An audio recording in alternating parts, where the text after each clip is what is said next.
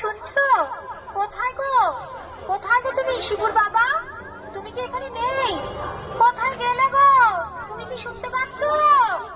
এই লোকটাকে নিয়ে আর পারি না, কোথায় যে গেল? তখন থেকে ডাকছি। কি গো, কি হয়েছে গো?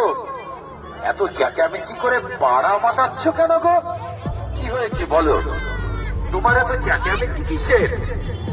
একটু কোথাও বেরোবার কেউ নেই। এইবার বলো তোমার কি হয়েছে?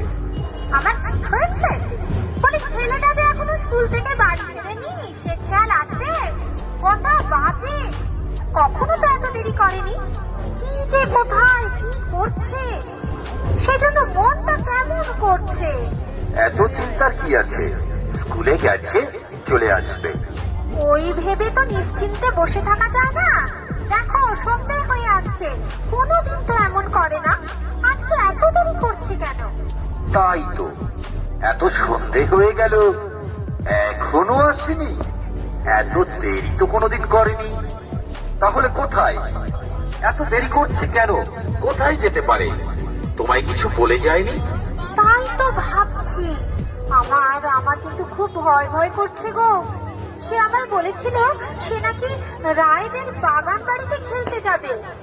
তাহলে এখন কি হবে গো? রায়দের বাগান? তাই নাকি? তুমি তো এতক্ষণ বলনি। তুমি কি শোনোনি যে রায়দের বাগানে একটা ছেলে খেলতে গিয়ে সে আর কোনোদিন ফিরে আসেনি? কোথায় যেন হারিয়ে গেছে, সে আর ফিরে আসেনি। তাড়াতাড়ি চলো, তাড়াতাড়ি চলো, এক্ষুনি রায়দের বাগানে খুঁজে দেখি।